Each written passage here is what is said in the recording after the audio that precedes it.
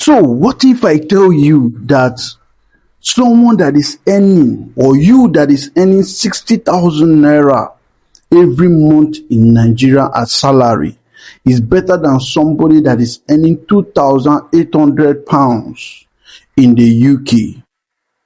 That's over 5 million naira. What if I tell you that? Does it sound unbelievable? Sorry, this speech was not from me.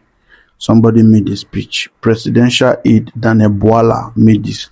I want you to listen to him directly. Watch this. Some of you in Nigeria who think you are suffering, you're better off than your colleagues that Japa 5 years ago. I'll tell you, didn't you say adjust my seat? I am a resident of the United Kingdom. A Nigerian that finished with first class or second class now moves to the UK and then adds another degree. You know, majority of them where they are working, care homes. As far as I am concerned, it's a modern day slavery. And I will tell you today. Yeah. You know what they call in where I come from? They say mereno. Like, it's less than house girl. Because there are certain things that a house girl cannot do. The type of jobs they get there is less than that of a house girl as a master's holder in an economy that is supposed to place them where they collect the same money. When I was doing my master's, a friend of mine went and worked because he was getting money. He felt he needed more money. And he told me, boy, they go look for work. He went and worked. He got a job in a warehouse. Majority of them are Nigerians, PhD, masters. Guess their supervisor who? A boy that refused to go to secondary school, but because he's a citizen of the United Kingdom. When they go there, they do a job. On an average, they get 2,600 or 800 pounds in a month. 2,450 goes off. You pay power, internet, TV, rent. When you put them together, rent alone is about 800. Even if you are living in the outskirts of London. You get?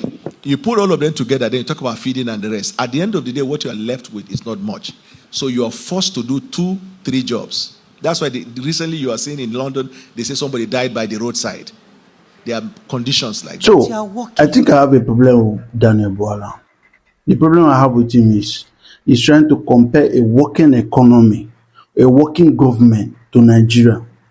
That person that is earning 2,800 pounds and is paying his light bill, paying his water bill, paying every other bill, any other thing he's supposed to pay, is assured of electricity, is sure of good health care, is sure of safety, security. It is guaranteed. All these things are guaranteed because you're working in that place. It may sound like a modern day slavery, but the advantage that comes with it is higher than when you are in Nigeria. No matter how wealthy you are in Nigeria, they cannot rush you out of Nigeria within 10 minutes. Let's say you're supposed to buy within 10 minutes. Maybe you're having a heart failure, you're having one deadly disease or the other, and you're supposed to be rushed to the hospital within 10 minutes. Which flight will take you from Nigeria they will take you out of Nigeria within 10 minutes and you arrive there for your own safety? None. So you're gone. Everybody in this country is 1 minute or one event away from answering RIP.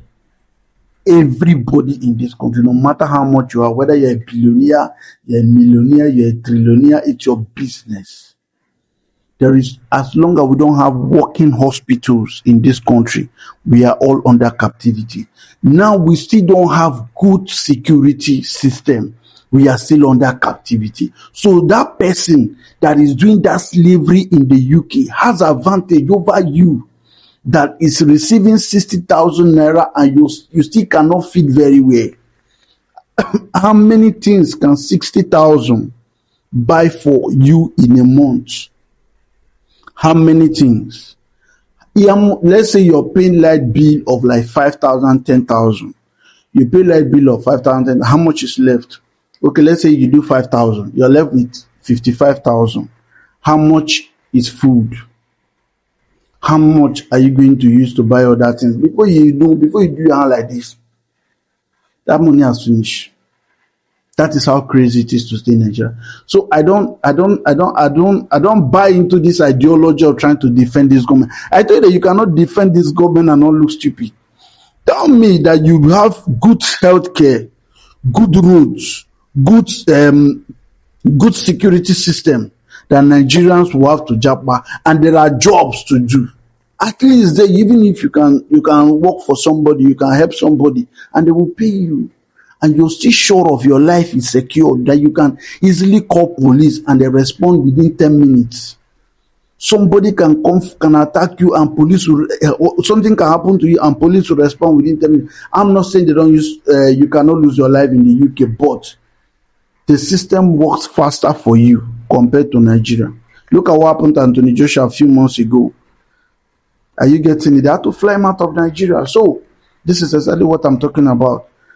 I am not saying that he is totally wrong, but I can never tell you that he is right, because our system does not guarantee your safety. That is it. So as long as your life is at risk, there is nothing you are enjoying. Help me like and share this video if you find it interesting.